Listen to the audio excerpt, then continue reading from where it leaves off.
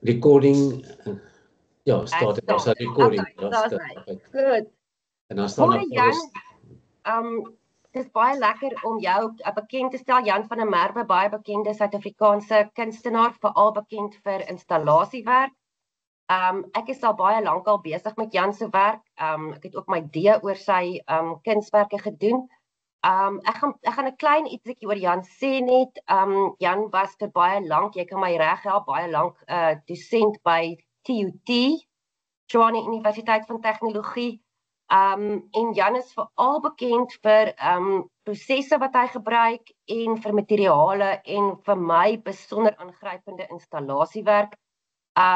So jy's 'n kunstdosent, Jan, jy het eendag vir my gesê as jy 4dejaars het, dan moet jy 40 tale aanleer en jou studente se werk lyk ook altyd verskillend. Jy leer hulle taal aan.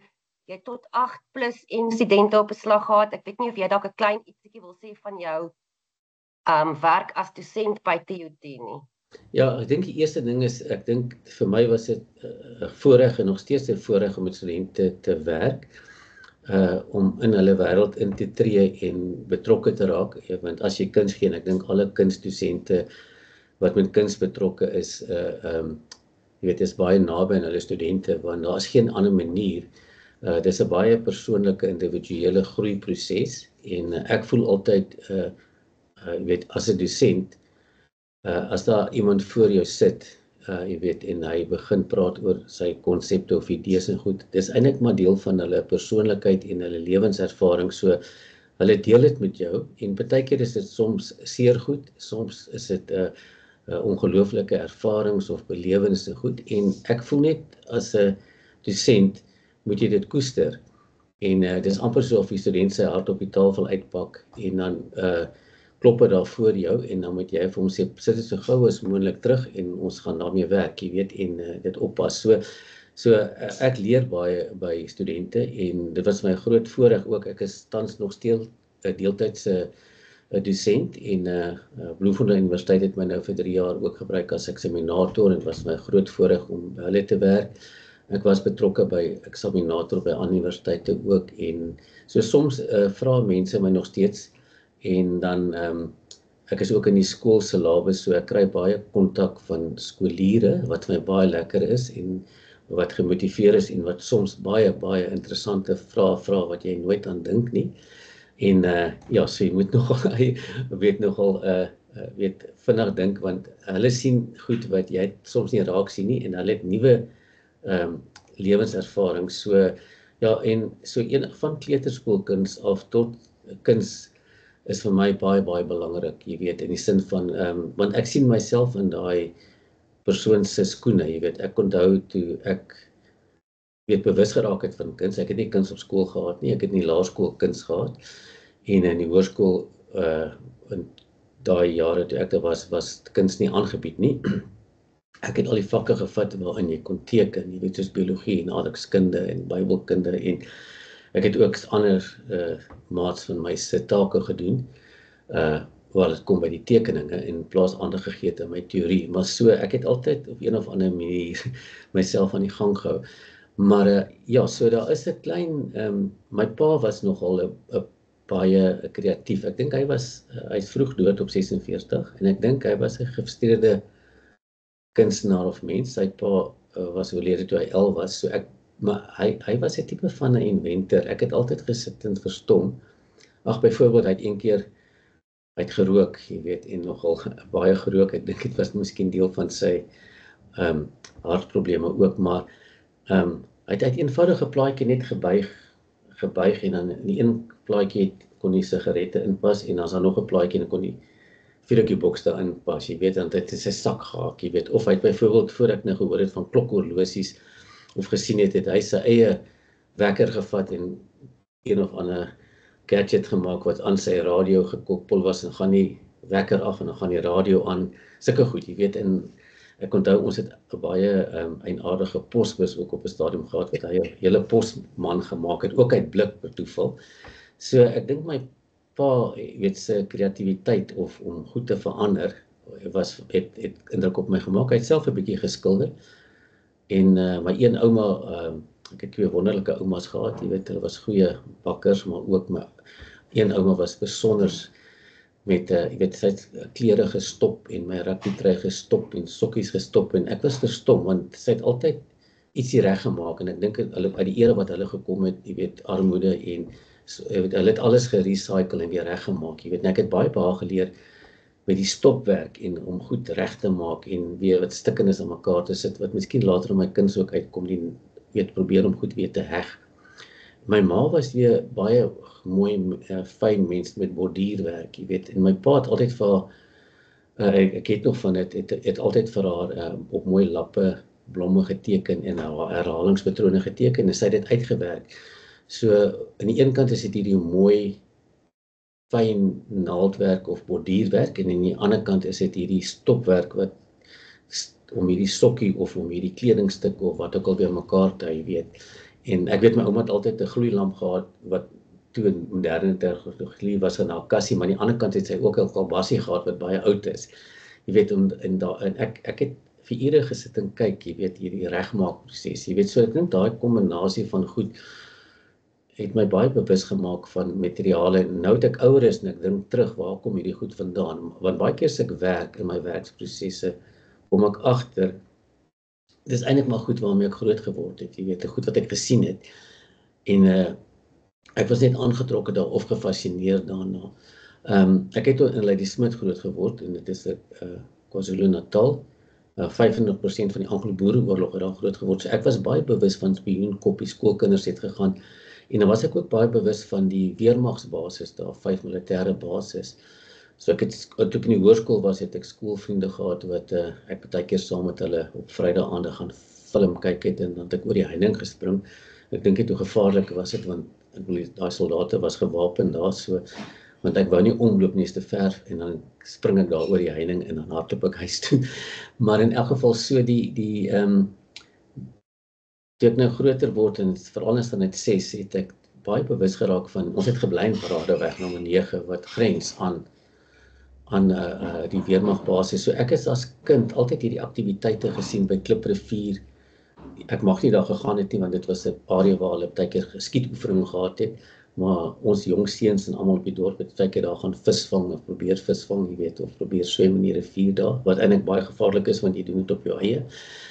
En so ek het heeltyd bewus geraak, maar as kind is die oorlogstonele, jy weet, ek weet, vir Kersfees en kry jy hierdie klein plastiek oorlogsoldaatjies of 'n hele karretjie met tanks en sulke goed. So jy speel hierdie oorlogspeletjies, dit is sulke kanonne wat jy kan laai met 'n vuurhoutjie en dan kan jy die soldate skiet, jy weet. So onbewuslik is jy maar besig met speletjies en goed, en dan later besef jy die impak daarvan. En dit is interessant met daai projek van Memorias Intimus Marcus, is net 'n kort verhaal, uit my wat gegaan het eintlik maar oor die oorlog en wat gegaan het oor my hele geskiedenis van, weet, om 'n soldaat te wees en self om die polisie te wees en die tyd wat in die ou Suid-Afrika's wat ons almal sekere goed moes deurgaan.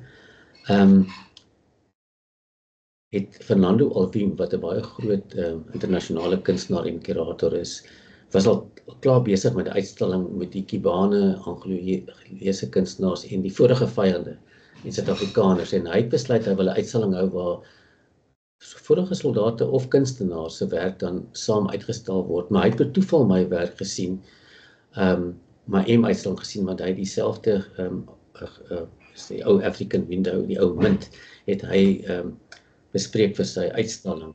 En Willem Borsel was betrokke, Kendall Geers was betrokke, Manet Wari, so 'n klomp Suid-Afrikaanse kunstenaars en toernooi my ook, en dit het eintlik vir my ook, weet, het vir my 'n platform gegee vir my kuns, dat dit raak gesien word. Maar wat vir my verstommend was, is, want daar was sulke goed wat gemaak het. Ek het byvoorbeeld 'n werk gemaak, A Soldier's Dream, wat ek het as kind deur die gaas van my ma se gaas, as jy deur gaas kyk, gaasgordyne het baie keer hierdie mooi patroontjies en goed op, jy weet. En dan kyk jy deur die venster en dan sien jy iets in die buitewêreld wat daar gebeur. En so daai Soldier's Dream is eintlik 'n kas wat ek ook in die weermag gekry het, wat ek heeltemal uitmekaar uitgemaak het, wat vorder was, en ek het die laais gebruik vir 'n kunstwerk later, storyboard, maar ek het die kante van die kas Want in daai kas was daar planne en foto's van die weermag. Is 'n ander storie op sy eie wat ek raak gesien het en geherwin het. Het ek toe daai kante oorgetrek, beide kante, met gaasdraad en as target van 'n soldaat opgeteken, dan sal al daai speelgoedjies waarmee ek as kind gespeel het, die karretjies en die goed is daar uitgepak en stikkende speelgoed en so aan. En dan gooi ek 'n lig daardeur en dan val hierdie monsters op die grond, jy weet die skaduwees op die grond. Dit word eintlik drome, so daai speletjies verander in drome. So onbewuslik was ek heeltyd besig met hierdie beelde wat ek eintlik as kind gesien het, maar ook wat ek beleef in die werklike lewe en ek dink is nog steeds wat gebeur. Maar dieselfde tyd terwyl ek daai gaasgordyn gemaak het, het Fernando Alvim, was hy 'n soldaat, was hy 'n kind, ook 'n kind in Angola. En hy het onder sy bed weggekruip as Suid-Afrika bomme daar weet afgeval het. En hy het weer 'n kunswerk gemaak, want as jy aan die onderkant van die bed is daai beddens met die vere, jy weet die springs. En hy het 'n klein hartjie, 'n glas hartjie daar aangesit wat klop van benoudheid. Jy weet in die deurlaag van my wat deur hierdie venster kyk en hierdie wêreld en die impak van dit op 'n ander plek, jy weet. So ek het byvoorbeeld 'n stoel gemaak waarop my 'n baadjie is. Dis dieselfde stoel wat op die Boetman boek gebruik word. En dit is eintlik waar ek terugkyk op my eie geskiedenis, want ek in die installation art final inspection het ek daai weermag uitstalling wat gedoen is met die weermag in my vorige jong lewe tot op datum 40 toe, het ek die stoel omgedraai en hy teruggekyk. En dit was een van my eie baadjies wat ek in Roos gepreserveer het, 'n gewone baadjie, dit was nie meer 'n weermagsbaadjie nie. Is amper om te reflekteer op jou eie geskiedenis. Hy het 'n stoel gemaak wat vol spykers is.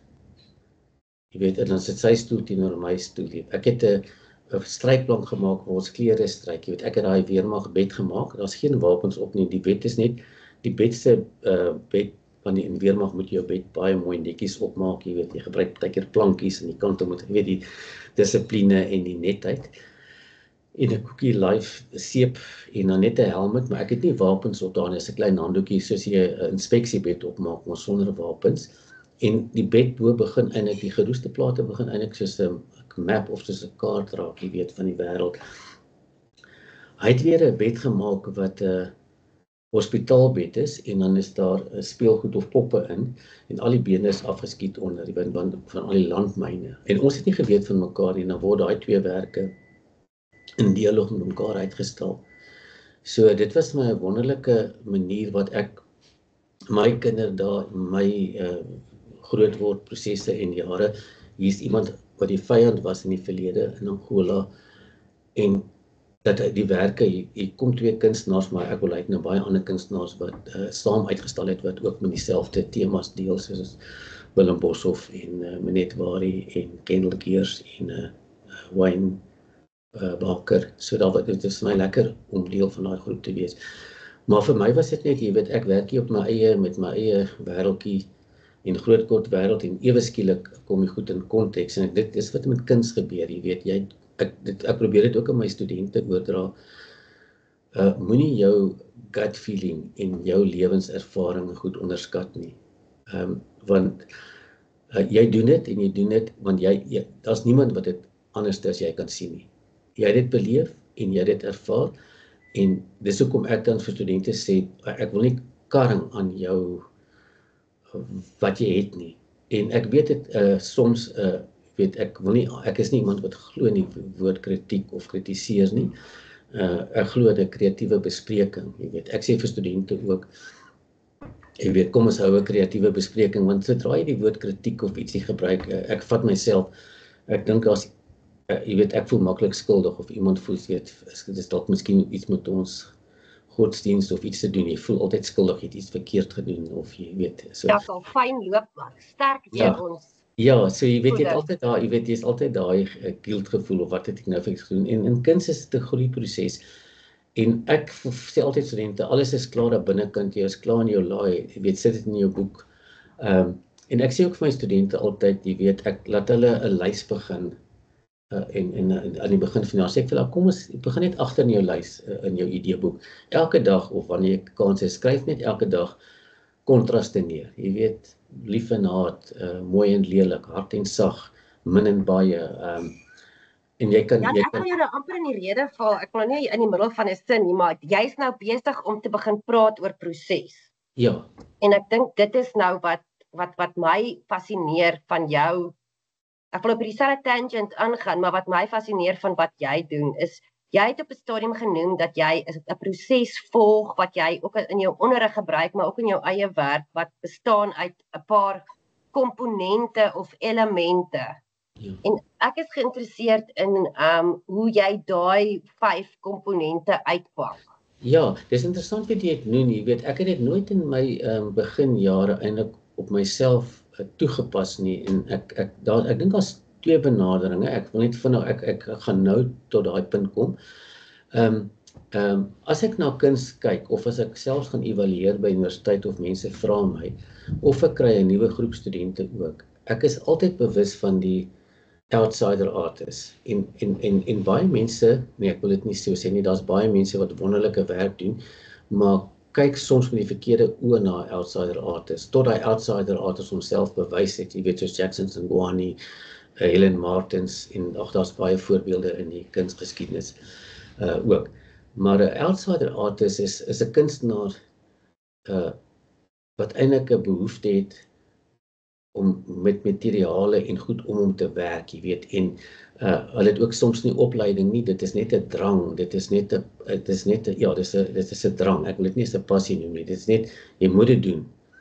En dis interessant vir my, en dan kry jy jou groot heavy konseptuele kunstenaars, byvoorbeeld Willem Boshoff, en mense wat ook eintlik op 'n baie slim manier met min baie sê, jy weet, hulle het 'n manier om na 'n objek te kyk of na 'n woord te kyk en dit te verwerk, jy weet, en baie keer as jy nou 'n jong konseptuele kunstenaar kry of jy kry 'n outsider kunstenaar in jou groep as studente, word hulle baie keer benadeel omdat hulle manier van doen is anderste, jy weet, en dit is so, ek dink, en dit is interessant dat die outsider artists, en ek vereenseldig my nogal 'n bietjie met die outsider artists in die sin, want ek dink daai kompulsiwiteit met materiale en drang kom van daar af ook, jy weet, dit is maar dit is interessant, die konseptuele kunstenaars, soos byvoorbeeld Willem, en ek wil hom nou nie misbruik nie, maar dis hoe ek daaroor voel, miskien, ek hoop hy stem saam met my, maar dit is ook 'n tipe van 'n compulsive, jy weet, dit is 'n compulsive behavior, so eintlik is daai twee is dieselfde, maar as ek gaan merk of voed, en dan sê ek vir dosente ook, julle moet bewus wees daarvan, jy weet, ek wil op skool ook, jy kan daai leerling kry by skool, waar daar sit en hy sit net en maak merkies op sy bladsy, of kolletjies, of wat ook al, jy weet, hy het een of ander, hy is dalk sewe-agtig, of hy's bang, of wat ook al. En dan kan iemand anders kry wat 'n beautiful, realistiese prentjie teken, maar die prentjie is net 'n rendering, dit is 'n dooie, dis net 'n dooie werk, is net mooi gerender, maar daai anders honderde merkies en goedjies wat daar gemaak is, of wat net die komposisie is nie reg nie, is daar in die hoekie van die bladsy, op daai groot wit bladsy, is eintlik 'n baie sterk konseptuele kunswerk. Dit is verstaan, in daai bietjie, so dit gaan oor om sensitief te wees en om waar te wees en te sê, weet, jy kan iemand kry wat 'n bang merkie maak, en jy kan iemand kry wat 'n aggressiewe merk maak, jy kan iemand kry wat 'n diagrammatiese lyn maak, jy weet, en die lyn is daai keer baie belangriker as die shape of die vorm of wat ook geteken is, jy weet, want daai lyn is maar soos 'n aardbewing, hy waarsku jou, hier gaan iets gebeur, jy weet, of dit dra 'n boodskap oor, jy weet, so ek dink jy moet, en ek dink as jy ingestel is, en dit is ook vir studente ook sê, om daai hulle self bewus te maak van hierdie kontraste, om goed te gebruik waarvan jy hou, maar ook nie bang te wees om goed te gebruik waarvan jy nie hou nie. En dan gaan ek nou by jou punt uitkom, en wat ek ook vir my studente sê is, ek vat julle in 'n grot in, en my flits, en deesdae is dit selfone, die battery hou seker 'n bietjie langer, maar in die ou dae het ek gesê, en ek vat julle hier in, en dit gaan donker word, maar het gaan al hoe dieper in. En wat ek probeer sê is, jy weet, jou gut feeling vat oor, en jy weet wat jy wil sê, en daai rougheid of daai tasbaarheid is eintlik baie keer sterker images en goed in kuns, jy weet, so, maar dit gaan op die student, en dan kom ek nou wat jy gevra het, en so deur die jare, want ek het nou 12 weet ek het toe ek begin het eerste jaar was dit 'n tegniese college in 1976 en toe word dit 'n technikon en ek het toe klaar gemaak by die technikon en ek het later ook dan my hoërdiploma en my meestersgraad en my doktorsgraad daar gedoen, maar ek het altyd 'n behoefte gehad om nog meer te weet. So terwyl ek in die weermag was, het ek by UNISA ingeskryf en ek het al die praktiese vakke gedoen tot op 4de vlak daar ook en ek het baie geleer daarvan. Weet as jy by 'n kunstskool kom, is dit jou generasie jonger mense.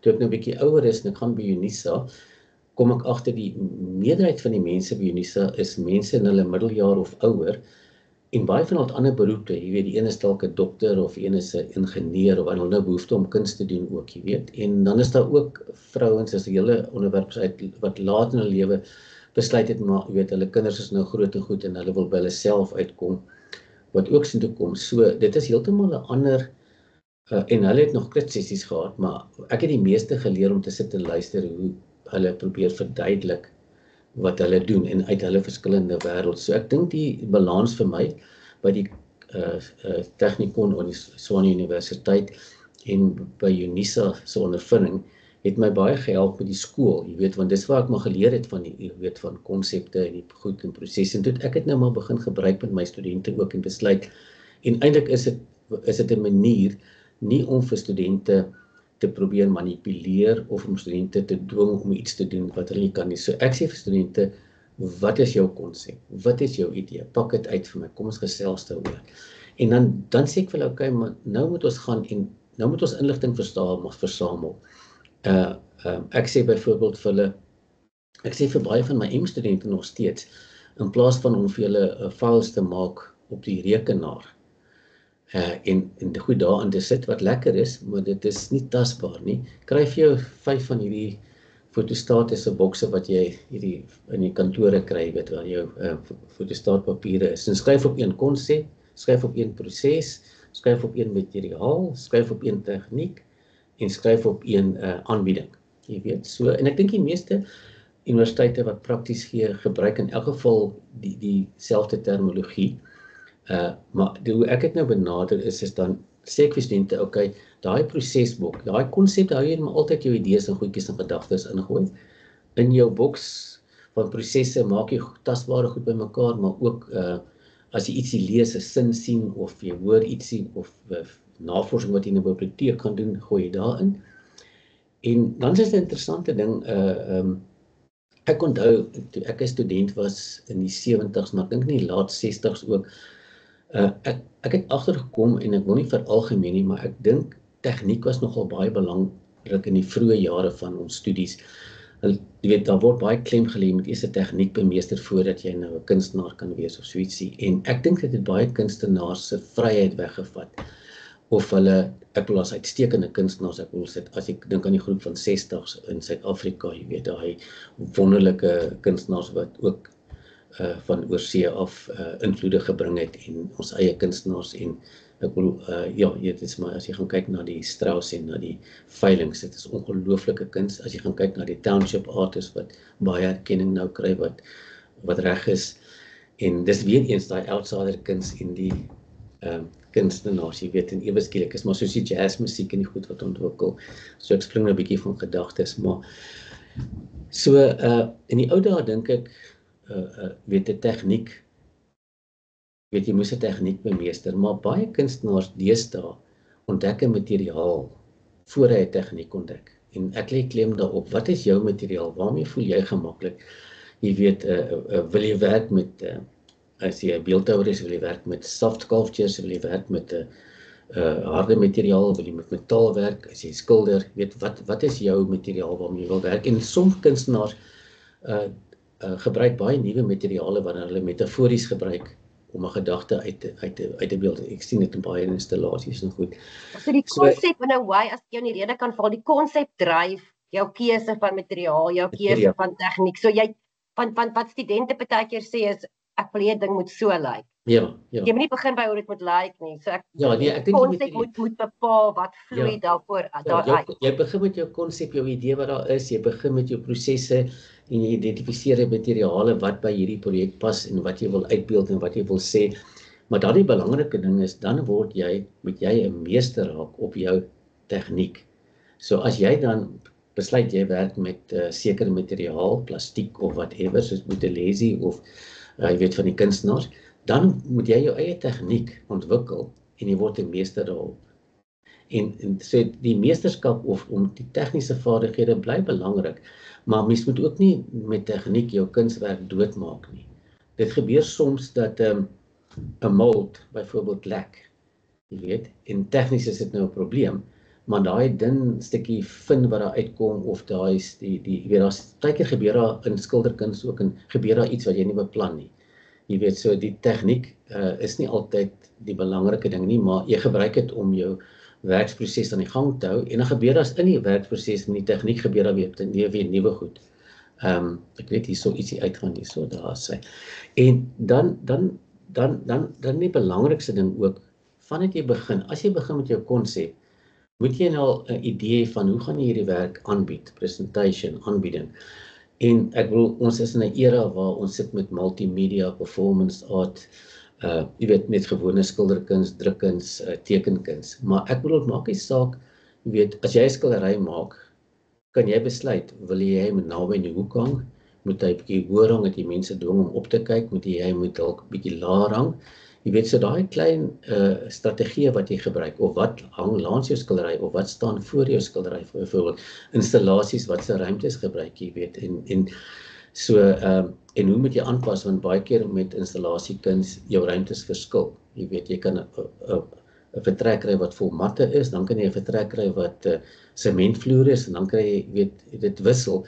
En hoe pas jy daai ruimte aan om jou installasie wat jy wil sê, weet, en ek wil nie my eie installasies as voorbeeld gebruik nie, maar ek sal baie keer 'n staalplaat gebruik, net om die plek af te baken, en dit lyk soos 'n graf of ietsie, net om nou teen hierdie, jy weet, om mense se fokus weg te vat, want jy loop nou op hierdie mat, en jy is te dankbaar hierdie galery het vir jou geleentheid gegee, maar hy is nie regtig geskik vir installasies nie, weet, en moet met die defenses toeplak om dit donkerder te maak, want jy wil nie al die beligting hier neem, of jy weet, dit is daai tipe van goed wat jy moet gebruik. So ja, as om terug te kom, jy weet, jy begin met jou konsep, en ek dink ons almal begin, dit is nie 'n nuwe ding nie, dis maar net 'n rigting aanwys wat ek vir my studente gee. Ons begin by 'n konsep, jy maak jou konsepte bymekaar, jy maak jou prosesse bymekaar, jy kyk na jou materiale wat jy wil gebruik, jy werk uit jou eie tegniese vaardighede, hoe gaan jy hierdie probleem oplos? Jy moet jou eie maniere kry, en uit daai oplossing van die materiale kom daar baie keer baie verrassende nuwe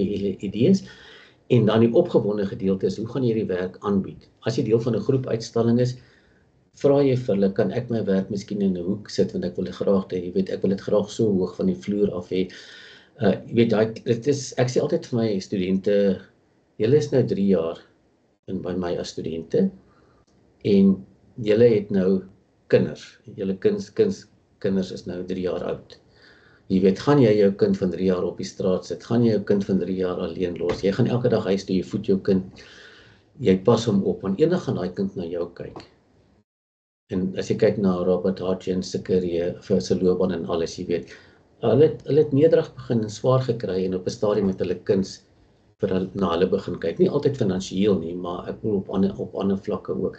So ek maak altyd my studente bewus daarvan dat jy jou hierdie goed moet koester, en as jy nie daai verantwoordelikheid vat nie, gaan niemand dit neem nie, jy weet, al het jy, ek hou nie van die woord talent nie, maar maar jy moet die geleenthede skep vir jouself, en as jy aandag gee aan jou kunswerk waar hy uitgestal word, of weet, die mense sien dit raak, verstaan, weet, jy moet nie net jou werk gaan neerplak, of weet jy kan vir hulle sê, maar ek wil hierdie werk, as dit moontlik is, jy weet, ek in die groot kompetisies laat dit baie keer toe, jy weet, die ouens sê hulle wil 'n donker kamer hê, of weet, want mense is beperk.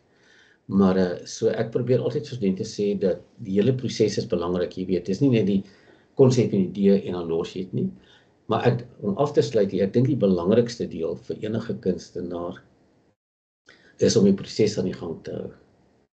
Verstaan, jy gaan altyd konsepte hê, jy gaan altyd materiale, jy gaan altyd bewus wees van tegnieke, jy gaan altyd dink aan hoe om werk aan te bied, maar as jy nie daai proses aan die gang hou nie, daai hartklop aan die gang hou nie, dit is iets wat jy moet oor en dit is die deel wat die mense wat regtig in kuns belangstel of navorsers raak sien, maar mense wat net kuns waardeer en koop, is nie altyd bewus van daai proses nie. Ek dink, as jy dink aan hoeveel ure mense klavier oefen, hulle sien net die finale produk, maar as jy gaan teruggaan op daai persoon se oefensessies en hoeveel ure en ek dink is met ander sportsoorte of wat ook al, jy weet, as jy 100 meter hardloop, die mense sien daai oomblik en hulle almal is in ekstase, maar as jy teruggaan in die ou se vrou of man se geskiedenis, dan is dit harde werk wat daar agter lê en jy moet dit in stand hou. Jy weet, en dan ek gebruik altyd ook die ding is baie keer as jy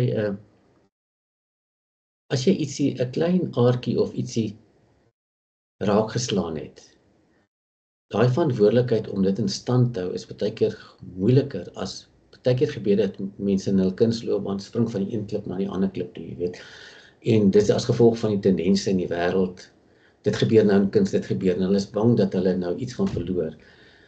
Maar as jy ietsie raakslaan en daai instandhouding, in die ou dae was dit nou maklik om te gebruik, in die ou dae het jy radio's in jou kar gekry, mense luister nou nie meer radio's nie, maar ek weet as jy deur die een dorp ry of dan die hele tyd die sein terugstel, 'n bietjie links, 'n bietjie regs, net om op die stasie te hou, jy weet, so daai in kuns ook, daai klein bietjie adjustment elke slag, jy moet 'n bietjie dit en 'n bietjie dit doen, is 'n groot verantwoordelikheid, want baie jong kunstenaars nog goed hulle kry eintlik vroeg in hulle loopbaan 'n slagaartjie of ietsie wat sterk is, en dan moet iemand hulle net motiveer om dit in stand te hou, jy weet, daai hele instandhouding of daai fine tuning.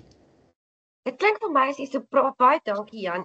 Dit ek dink aan iemand wat nou gepraat het oor navorsing wat gesê het jy moet altyd een artikel hê wat besig is om gepubliseer te word, een waarin jy werk en jou gedagtes moet gaan na die toekoms toe. Dit voel vir my 'n mens kan dieselfde ding sê van kuns, maar ek dink ook wat belangrik is wat ek hoor as jy praat is dit is 'n manier ook om jou eie stempel, jou eie handtekening, jou eie styl, jou eie manier van doen herkenbare. Dat 'n mens kan sien, o, daai is 'n Jan. Jy weet dat 'n mens miskien daai ding wat jy praat van die slagaartjie kry en hom aan die gang hou. Dat wat ek is geïnteresseerd ook in hoe jy werk as jy besig is met 'n groot ambisieuse stuk. Is jy reeds aan die dink aan iets anders? Hoe werk dit vir jou? Ja, ek wil net ook net ek bly jy sê dit ook, want ek sê baie keer vir my studente ook, of vir al studente wat nou weet 'n baie mooi suksesvolle M-uitstalling gehad het, of wat nou, want dan sit die een saam 'n paadjie daar buitekant, jy weet, hulle moet begin werk, hulle moet hulle loopbaan uitkerf, en daar is suksesvolle kunstenaars, jy weet, Panele Khoza, daar's 'n hele klomp van hulle wat baie mooi spronge maak, jy weet, en maar daar's 'n klomp goeie kunstenaars wat sukkel met die sprong, weet, as gevolg van omstandighede en goed. Maar ek sê altyd vir my studente ook, veral dies wat nou ander werk moet doen om weet te oorleef. En jy moet altyd, en ek sê dit vir myself ook, jy moet altyd 'n klein werkie hê waaraan jy werk, jy weet, en dan moet jy 'n medium werk hê en dan moet jy 'n groot projek hê. Oor 5, ek weet hulle gebruik altyd die 5-jaar plan, maar ek wil dit in 'n ander konteks, jy weet, en ek wil nie myself te voorbeeld gebruik nie, maar die filmteater was 'n 5-jaar projek. Ek het besluit ek moet dit doen en dit het lank gevat en want baie keer gebeur dit ook dat jy 'n projek moet maak en dan verloor hy sy impak omdat hy so lank vat, maar aan die ander kant, jy weet, as jy nou moet kies, dan doen jy dit, maar werk aan 'n groot projek, niemand hoef daarvan te weet nie.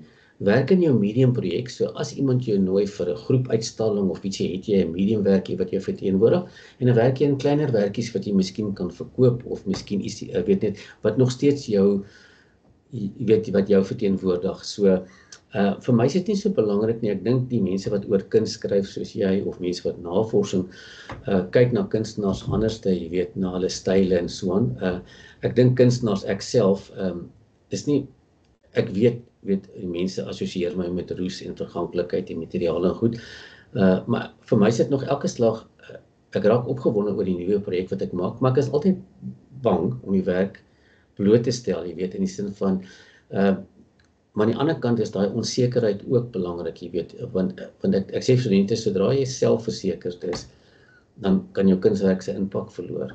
Ja, jou nederig. Daai onsekerheid in is ook, ek dink is daai vlinders wat atlete kry of mense kry ook, die sielkundiges of die afrigters sê altyd is 'n goeie teken, jy weet. Energie.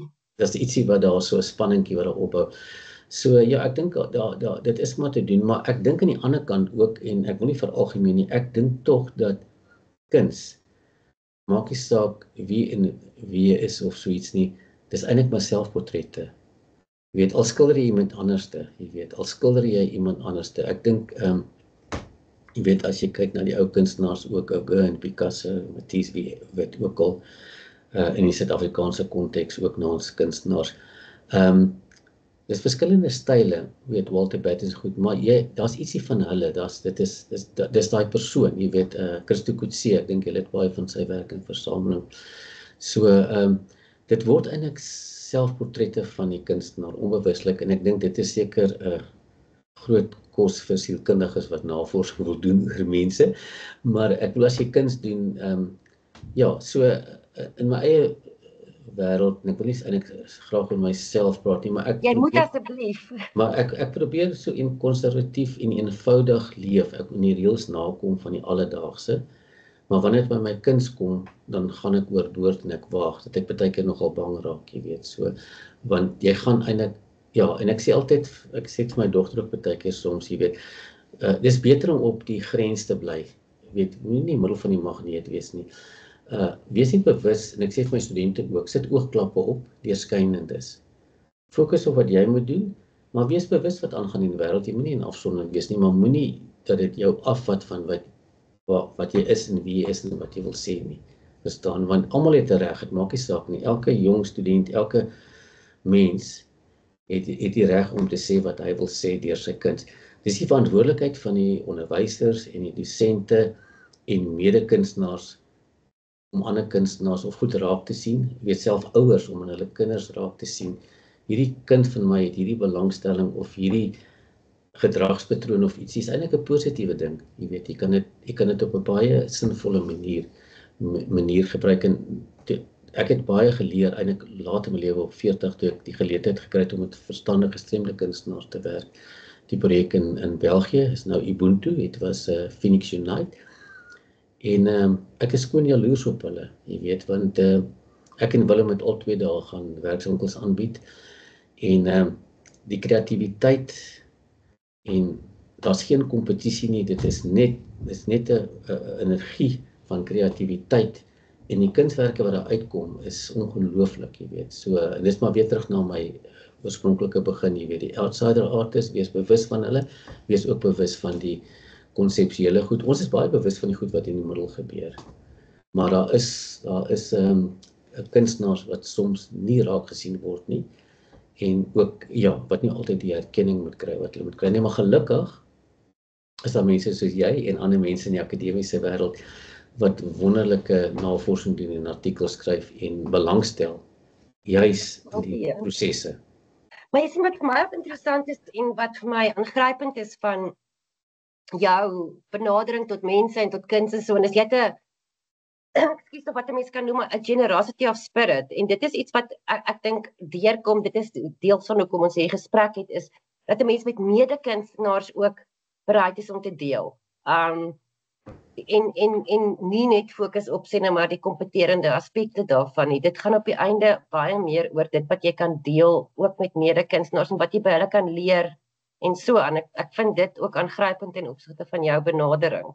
Ja, ek dink die ding is net, weet, ek dink net, ek het die geleentheid gekry om op 'n aardige manier om by 'n kunstskool uit te kom en bewus te raak van kuns, en ek het gedink, ja, nou is ek in die hemel, jy weet, en want die eerste keer op 'n laat stadium, ek dink 2021, kon ek agterkom, maar ek kan ook ietsie sê, jy weet, ek hoef nie gemeet te word met ander maatstawwe nie, en ek dink dis hoekom ek altyd bewus is van enige iemand, jy weet, ek het op my pad het ek al mense ontmoet wat in hulle 80's is, wat hulle kuns met my deel, wat van ongelooflik is, jy weet, dat hulle my vertrou met hulle skepende vermoë, en ek leer ietsie by hulle, want ek weet daai persoon, ek net sê toe byvoorbeeld in België was, ek is nou 66, ek was 40 die eerste keer, het ek vir Johan Timmerman gevra, Johan, ek het nog nooit die geleentheid gehad om met verstandige gestremde mense te werk nie. En mense kry altyd hierdie idee van, jy weet, hulle sê, hierdie persoon is nou, en ekskuus, ek wil dit nou nie in 'n verkeerde konteks sit nie, maar hierdie persoon is nou 34 jaar oud of 60 jaar oud, maar hy het die vermoë van iemand van baie jonger. Toe sê hy van Jan, uiteindelik 'n ander woord gebruik, sy grootste snert. Sy sê vir my, Jan, jy's 40 jaar oud en Julia is 64 jaar oud. Sy het 64 jaar lewenservaring. Toe het ek heeltemal anders daarna gekyk en anders gekyk na haar kuns en wat sy doen. En sy was nogal baie besorg oor my op 'n manier, jy weet. En ek het agtergekom ook en byvoorbeeld Johan, hulle het 'n verstandig gestemde volwasse persoon vir ons gegee as 'n gids. Ek het nie 'n idee gehad waar ek bly in 'n woonstel nie. Ek het nie geweet hoe werk die kragstelsels daar nie. Ek weet hoe werk die treine nie. Ek het heeltyd agter haar, sy het 'n fiets gehad en ek het agter haar aangeloop, ek en my hele familie en sy was ons begeleier. Ek was totaal afhanklik van haar. En dit het my wêrelde oopgemaak. So as daar iemand voor jou sit, jy's nie altyd die begeleier nie. Dit klink nou baie nederig wat ek sê, maar ek dink net om en vir my is dit net, ek wil so ver as moontlik, dis al bydra wat ek hopelik kan maak, is om enige iemand te motiveer as hy regtig belangstel. Ek kan nie vir hulle leer om geld te maak nie, ek is nie 'n geldmaker nie. Ek kan nie vir mense sê om suksesvolle kunstenaar te wees nie, maar ek kan wel vir hulle sê dat hulle moet hulself vertrou en wat hulle maak is kuns. Jy weet, hulle moenie dink dit is nie kuns nie. Jy weet, want baie van die mense dink wat hulle maak is nie kuns nie. Jy weet, daai iemand sal vir jou sê, ek het nou eers 2-3 dae terug het ek met iemand gepraat oor, so al verleef my gesê, jy weet, kom ek agter my eintlik wil hy kuns doen, maar hy's te bang en hy kan nie, weet want hy meet homself van dit is die manier wat hy moet teken nie, maar dit moet sê vir hom sê grootste snert. Jy sê, weet dit is nie dit nie. As jy 'n sensitiewe lyn teken, kan hy lyn meer beteken as iets anders te, jy weet, maar dis net daai bewusmaking. So vir my is kuns, jy weet, ek het geleenthede gekry. Ek het op 'n eienaardig nie en ek dink as jy met enige kunstenaar gesels, het 'n interessante storie, enige mens, maak nie saak nie, sportmens, enigiemand het 'n interessante storie. Maar ek sal graag, jy weet, waar ander mense help met afrigting met sport en ek is lief vir sport of ander mense gemeenskapswerk doen. Dit wil ek net mense motiveer. Jy weet, en ek sê ook vir mense, jy weet, julle moenie jaloers wees op mekaar in die kunswêreld of betrokke wees nie. As jy na die hemelruim kyk, dit hang af wat 'n ster jy wil fokus, jy weet, vir daai aand. En daar's genoeg plek vir almal. En dit is 'n lekker ding, want ek dink kuns is een van daai goed, hoe meer die netwerk word net al hoe interessanter in jou wêreld, as jy hoe meer koneksies het, hoe meer mense ontmoet. Dit hoef nie altyd mense in die kunswêreld te wees nie. Jy weet, Ja. Ek het 'n motorwegkundige gehad, Tony, ek moet eintlik sê mechanic, want dit pas mooier by hom. Sy hond se naam was Dipstick, wat vol olie was. En as ek by hom kom het in my ou kar gevat het na hom toe, die hele installasie, sy garage, die dashboard met al die sleutels wat daar hang, sy klere, sy hele ritueel, is eintlik interessant, dit is 'n magic installasie. Daar was 'n spiritualiteit, jy weet, die olielappe wat daar hang en ek weet nie hoe vir jou te sê nie, maar dit switch jou aan. Jy weet, jy voel dit, hier's ietsie eerliks, daar's 'n konsep, daar's 'n werk, daar's 'n proses, alles is daar, jy weet, dit is hoe jy daarna kyk. Ja. En ek dink as jy baie keer, ek onthou toe ek die uitstalling in 2006 by die Pretoria Kunsmuseum gehad het ek op Sondag altyd gaan praat oor my kuns, daar was 'n groepie mense, maar ek het elke Sondag vroeg gery.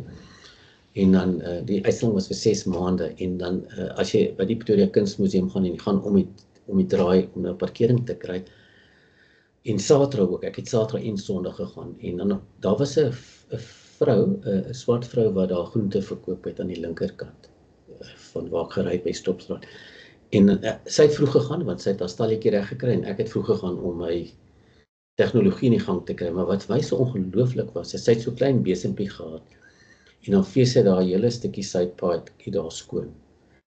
Jy weet, hy is eintlik so hol gevryf. Jy weet, daai evidence van hierdie holte, so, as ek op Sondag daar ry, dan weet ek waar kom hierdie holte vandaan. Ander mense sien dit, maar dit is maande en maande se ritueel wat daar afgespeel het. En sy vee elke dag, en sy het al so gevee dat dit so hol is.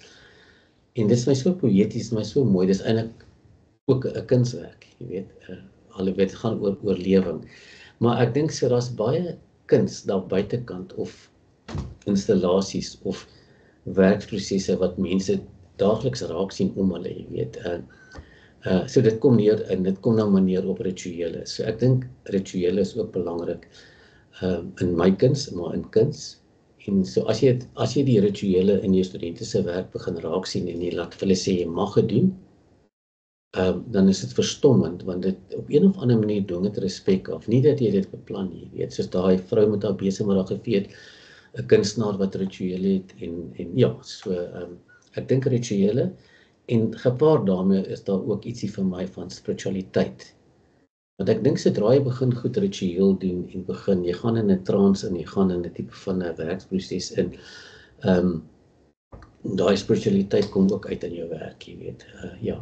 So. Ja, en werk, soos wat jy ook geskryf het, arbeid adel, jy weet, werk het 'n spirituele, dit is 'n ennobling, Ja. om met jou hande te werk en iets te maak. Ja, jy weet, ons is nou in 'n kontemporêre, die wêreld gaan altyd verander, ek bedoel, die wêreld gaan nooit stil staan nie, jy weet, die verskywing, die landgrense, die universe, as jy gaan kyk na die al die goed wat daar in die ruimte gebeur, die nuwe teleskope wat ons het en die ontdekkings, al hierdie ongelooflike beelde wat terugkom van die satelliete af, jy weet, die gasformasies en dis net ongelooflik, jy weet, en ook waar ons in die hele universe in pas, jy weet, so ons is maar soos mure hou ons hier besig.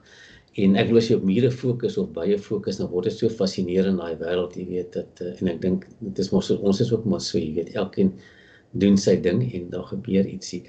Maar ja, ek dink rituele is ook belangrik vir my, en dan die spiritualiteit van materiale. As jy gaan kyk na Tapies se werk ook, wat met die Spaanse kunstenaar, is interessant, hy is een van die westerse kunstenaars, wat vir my interessante kunstenaars, hoe hy met die marmerstofwerk, ek dink daar's baie mooi video's en goed wat mense kan gaan kyk, en daai voorbereiding van sy panele of sy skilderye, die rituele agter dit, is ongelooflik, en as jy die werk kan sien, daai spiritualiteit en die tasbaarheid en die werksproses is alles vasgevang in Tapies se werk, en ewe skielik het hy weer teruggekom in my lewe as 'n sprong, jy weet, van daai tasbaarheid, jy weet, waar Anselm Kiefer natuurlik vir my die grootste kunstenaar is, volgens my, en inspirasie is, met sy, wat hy self doen, en dan iemand soos Jackson Sengwane, wat 'n nederige kunstenaar is, wat niemand van geweet het nie, en ek hoop nie ek vertel sy verhaal verkeerd nie, maar hy het 'n ervaring gehad toe hy 'n jong kind was, en daar was 'n vloed gewees, ek dink is in Wenda daai omgewing gewees, en sy het oorspoel, en hy het 'n gebed opgestuur en gesê, as hy beskerm is of iets, sal hy sy lewe opdra aan sy Skepper. En hy het daai hele nuwe Jerusalem gebou. En ek wil as jy Jackson Sengwane se werk kyk, jy weet, die figuur wat met die sokkerbal speel en die visse en alles, is alles simbolies. En ek wil in die laat 80's, ek dink is Wits Universiteit het 'n groot ontdekking gemaak, en hulle daai hele Jerusalem van sy werk is mos Johannesburg te bring, en hy het groot goed hy het self in Johannesburg in 'n huisie gebly, maar hy is terug weer Wenda toe. Hy is in armoede dood ook, jy weet. My vriend Johan Timmerman het die laaste stukkie ongekerfde beeld van hom gekoop, wat eintlik vir my baie hartseer is, hierdie bekende Suid-Afrikaanse kunstenaar, maar wat ek probeer sê is sy geloof in wat hy geglo het, en sy spiritualiteit en sy materiaal, en as jy nou kyk na Jackson Sengwane, en jy kyk na Willem Boshoff, ek sê baie keer vir my studente, hulle werk albei eindig in die museums, almal skryf akademiese artikels oor hulle, so daar's meer as een manier om jou kuns te benader.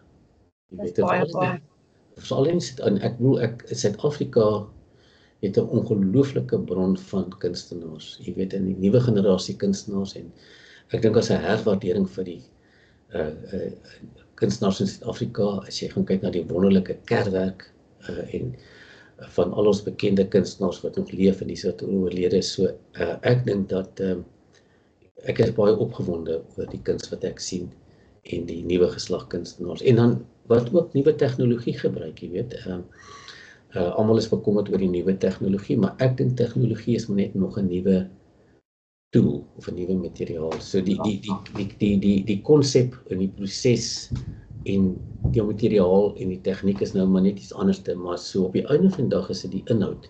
En ek het werk nou gesien die afgelope 2 jaar nogal by Bloemfontein Universiteit van hulle new media of hulle werk wat hulle doen nou die rekenaars en goed. Wat verstommend, wat gelaai was met emosie en die beelde was baie sterk. Jy weet. So, en ek dink jy het ook ondervinding daarvan, want jy doen self baie eksamens van nuwe materiale. Ons het gister juist op maandag 'n aanbieding gehad van Richard Strydom, wat nou met AI imaging werk en verstommende konseptuele goeders maak, maar dit is net soveel ure se werk as wat meeste ander goeders is om by die regte ding uit te kom. Ja, so die weet om te weet van freskos, olieverf, marmer, wat beskikbaar is. Dit is nie dat die een in kompetisie is nie. Dit gaan wees in die hande van daai student of kunstenaar wat hy daarmee maak. Verstaan, dis daai proses wat belangrik is. So, en dan ook wat interessant is, die kombinasie van wat oud en nuut, jy weet, ek praat nou van materiale. En dis eintlik 'n herbelewing, want ek wil as jy na kunsmuseums toe gaan, jy weet, die kurators doen ongelooflike werk, want die samestelling, ek is verstom as jy by kunsmuseums of museums kom en by kurators, hoe hulle werk saamstel en werk gaan uit die argiewe uithaal en nuwe werk vat en 'n nuwe konteks sit of op 'n ander manier uitstal. So daai selfde wat ons nou praat van die kunstenaar, maar as jy gaan kyk na die konsep en die proses en keuse van materiale en tegnieke en aanbieding van kurators, dis onbeperk. Hulle maak nuwe gesprekke oop. Hulle maak totaal nuwe en mense herwaardeer. So volgens my sal kuns nooit sterf nie, jy weet, of nooit dit gaan, weet, dit is 'n dit is ek is baie positief oor kuns en die bydra. Ek weet as jy kom nou by oorlewing en by finansiële ondersteuning en daai van goed, dit is heeltemal 'n ander debat. En gelukkig is daar mense in die samelewing wat wonderlike probeer om studente te help, jy weet, selfs ouens wat vir hulle advies gee op regsvlak wat hulle moet doen met kontrakteken en so dinge het baie verander van dit ek en jy studente was. Jy weet. Ja, dis ook waar. Ja, maar dis vir my 'n baie mooi plek om dalk te pauseer. Ek dink jou bespreking van die proses is ongelooflik insiggewend en natuurlik so passievol. Ek waardeer dit verskriklik. So ek gaan vir nou eers sê goodbye. Weeslik dankie. Okay, ek wil net nou moet ek probeer dat hy daar stop hy die recording. Okay, goed. Ek wonder of